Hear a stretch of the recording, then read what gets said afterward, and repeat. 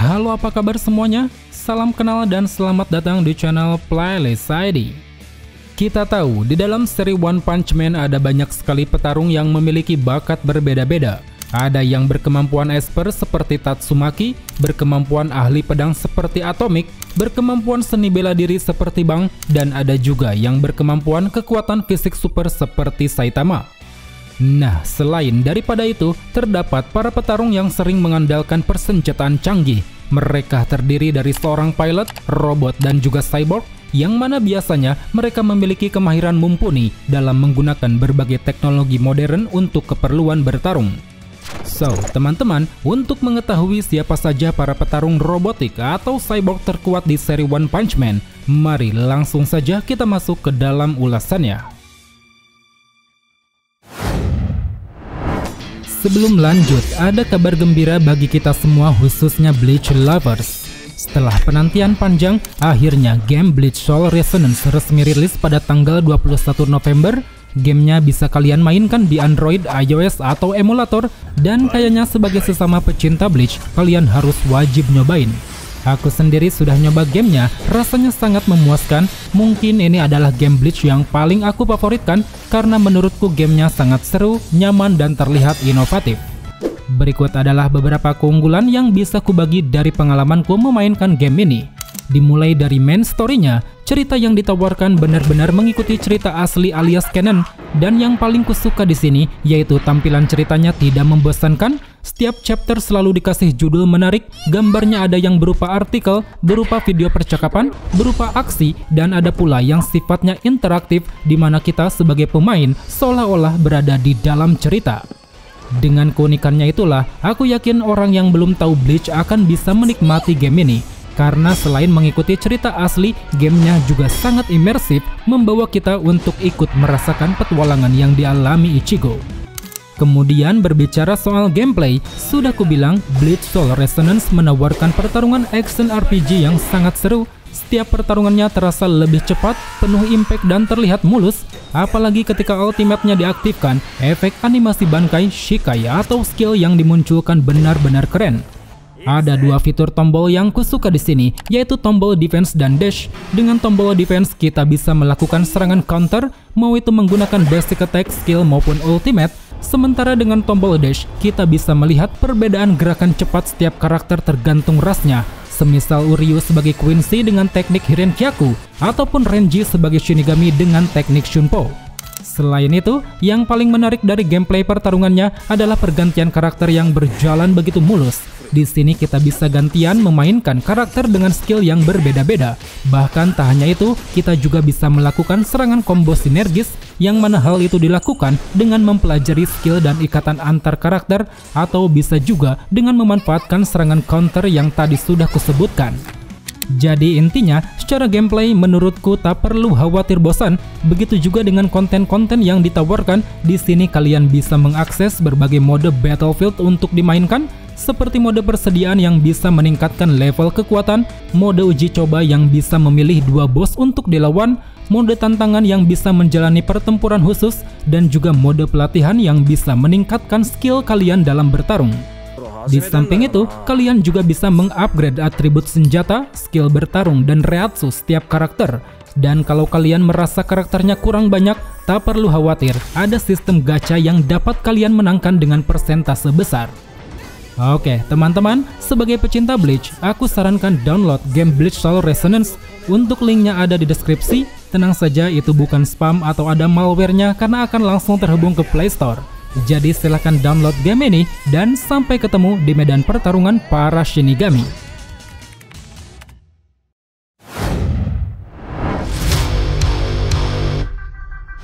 Jet Nice Guy.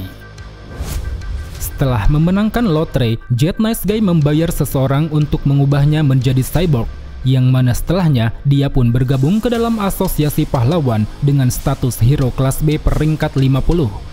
Aksinya pertama kali ditampilkan pada saat menghadang Deep Sea King. Saat itu melalui struktur tubuhnya yang terdiri dari suku cadang robot, dia masih mampu bertahan walau setengah tubuhnya telah dihancurkan. Seusai kekalahannya itulah, Jet Nice Guy mulai meningkatkan kekuatan tempur. Terbukti pada pertarungan melawan asosiasi monster, dia mampu melancarkan pukulan mirip Jet Booster, yang mana dengan dorongan pukulan tersebut, dia pun sanggup merepotkan banyak monster di dalam pertempuran.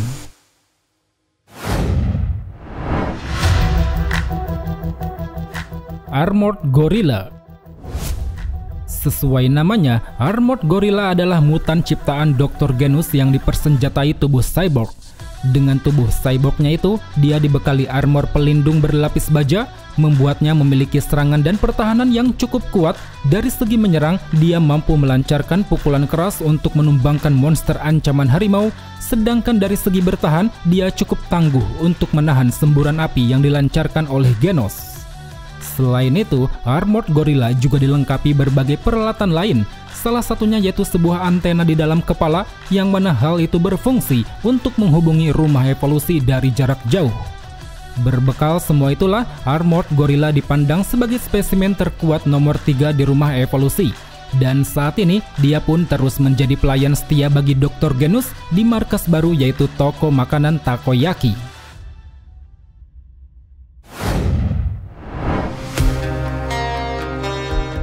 Wafi Gyaza.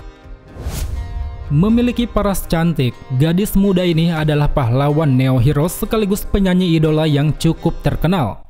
Entah apa yang menjadi alasan Wafi Gyaza menjadi cyborg, tapi kemungkinan besar penciptanya berhubungan dengan orang-orang di balik kelompok Neo Heroes, karena memang dia pernah menyebut bahwa selama modifikasi tubuh, otaknya terhubung langsung dengan server utama Neo Heroes. Kemudian berbicara soal kekuatan, Wafi Gyaza dibekali kekuatan tempur yang sangat tinggi. Hal itu dibuktikan dari rasio modifikasi tubuh cyborgnya yang mencapai 71%, hampir sama seperti Genos yang padahal biasanya kebanyakan cyborg hanya bisa mencapai rata-rata 39%.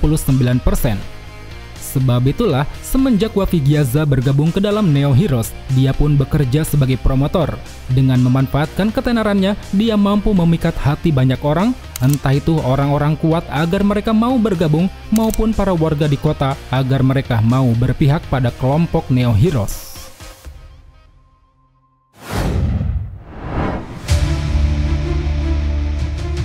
G4. Jika berkaca pada webcomic, G4 adalah robot yang berasal dari kelompok The Organization, yang mana ternyata kelompok The Organization ini sebenarnya dipimpin oleh Dr. Kuseno. Pada awal kemunculan, G4 menggunakan robot besar untuk bertarung melawan King. Dengan robot besarnya itu, dia yang malah mendapat hadangan dari Genos, langsung menunjukkan ketangguhannya yang cukup kuat. Apalagi ketika tubuh aslinya keluar, G4 mampu meluncurkan rentetan serangan laser ke berbagai arah, membuat Genos harus bersusah payah menghindar, sampai-sampai Genos pun harus mengalami kerusakan parah setelah berhasil mengalahkannya.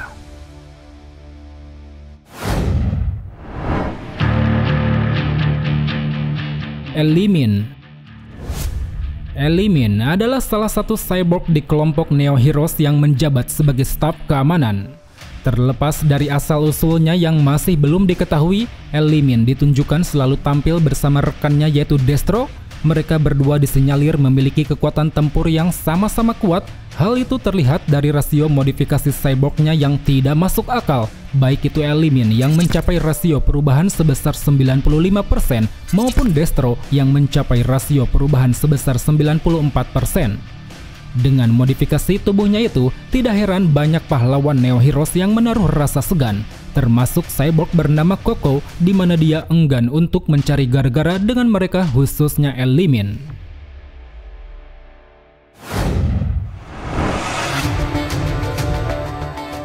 G5. Sama seperti G4, G5 adalah robot yang berasal dari kelompok The Organization.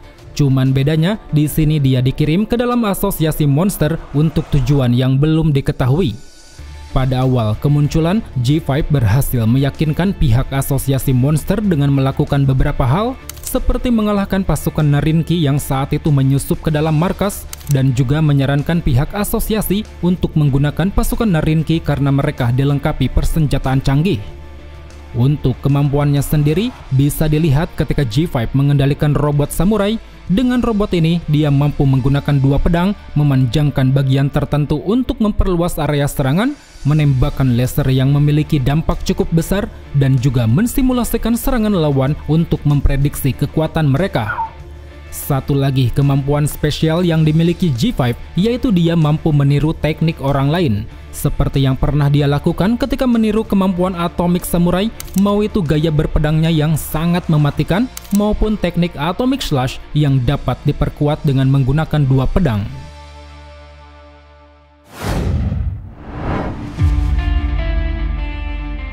Genos.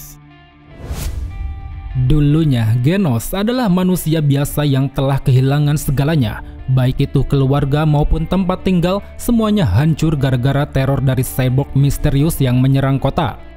Oleh karena itu, dari sana Genos bertekad untuk melakukan aksi balas dendam. Bahkan dengan bantuan Dr. Kuseno, dia pun rela menjadi seorang cyborg. Meskipun jika mengacu pada webkomiknya, semua masa lalu yang diingat Genos tersebut hanyalah memori ciptaan menurut pengakuan Bofoy. Terlepas dari masa lalunya yang penuh intrik, Genos dikenal sebagai cyborg yang sangat kuat. Melalui inti tubuh yang tersimpan di dalam bola energi, dia mampu bertarung secara leluasa, bergerak dengan kecepatan tinggi, mendeteksi sinyal kehadiran orang-orang, serta mampu menembakkan senjata-senjata canggih seperti semburan api. Di samping itu, Genos juga bisa terus meningkatkan kekuatan tempurnya dengan cara mengupgrade suku cadang.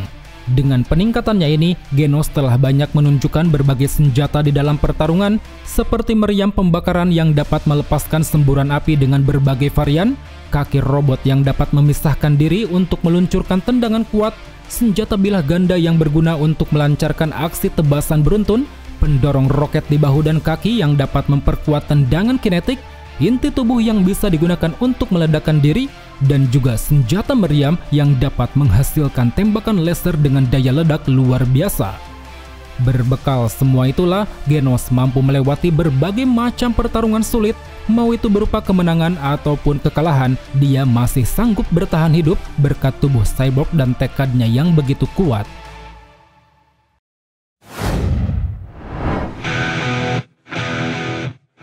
Drive Knight. Merujuk pada webkomik, ada beberapa fakta menarik mengenai hero rank S1 ini. Itu adalah fakta bahwa ternyata Drive Knight merupakan robot AI yang telah diciptakan oleh Bofoy. Pada awalnya, Drive Knight diciptakan dengan tujuan mulia. Dia dirancang Bofoy untuk tidak menyerang manusia dan menjunjung tinggi nilai keadilan. Namun sayang, pada waktu tertentu, Drive Knight dicuri oleh Dr. Kuseno. Entah apa tujuannya, tapi yang jelas Dr. Kuseno berhasil memanipulasinya dan mengambil alih kendali di tangan Bofoy. Melihat dari asal-usulnya yang diperebutkan dua ilmuwan jenius, tentu bisa kita simpulkan bahwa Drive Knight bukanlah robot AI biasa. Dengan kemampuan transformasinya, dia mampu bertarung secara leluasa di dalam pertarungan, mau itu dalam wujud motor yang bisa melepaskan rudal, gas, ataupun cairan pelarut, wujud kuda yang bisa meningkatkan kecepatan berlari dan tendangan, wujud jet tempur yang bisa terbang sembari menembakkan meriam, wujud banteng yang bisa melayangkan pukulan sangat keras, wujud armor emas yang bisa menghasilkan suhu panas, wujud armor silver yang bisa memberi tusukan mematikan, dan juga dalam wujud gabungan yang bisa bergabung dengan inti robot lain. Melalui semua transformasinya itulah, tidak heran Drive Knight dipandang sebagai pahlawan yang sangat kuat. Walau hanya sekedar AI buatan, tapi jabatannya di asosiasi tidak main-main, di mana dia mampu menjadi hero kelas S dengan peringkat ke-7.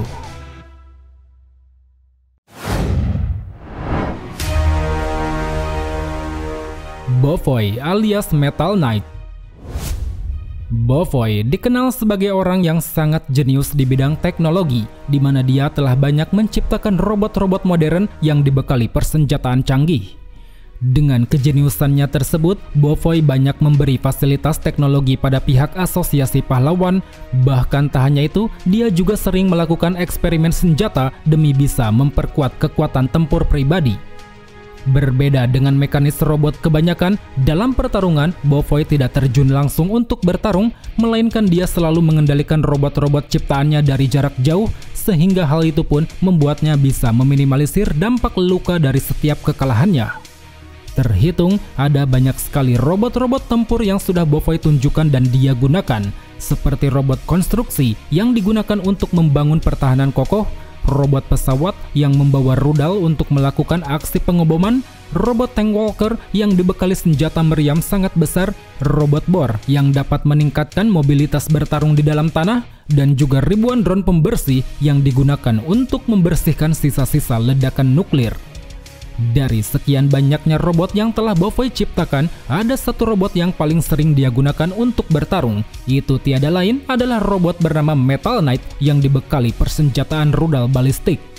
Dengan rudal-rudalnya tersebut, Bovoi mampu menggempur apapun dengan menghasilkan daya ledak yang luar biasa. Seperti contohnya ketika dia sanggup menghambat laju meteor yang hendak menabrak bumi, dan juga ketika dia sanggup melukai monster ancaman tingkat naga yaitu Elder Centipede.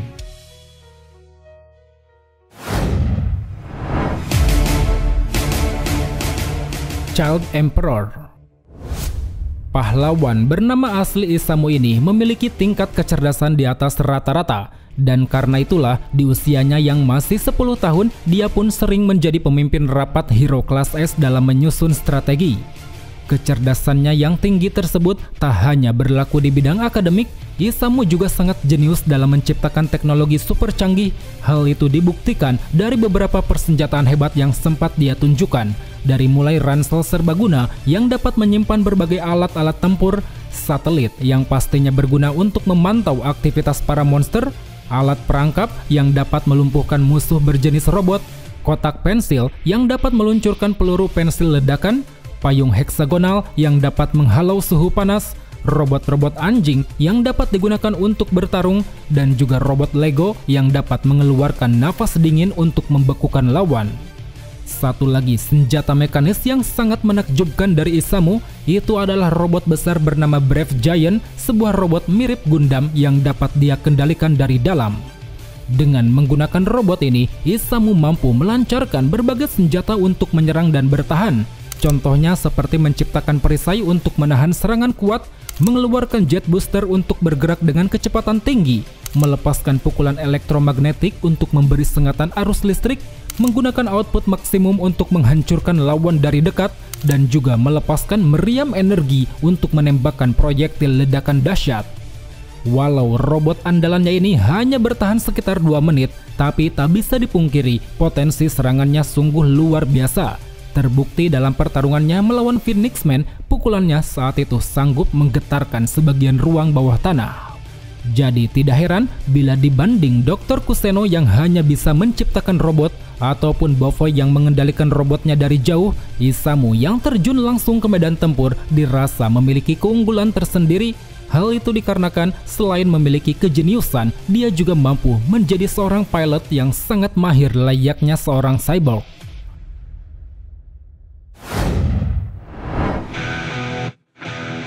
Well teman-teman, mungkin cukup sampai di sini saja untuk ulasan di video kali ini.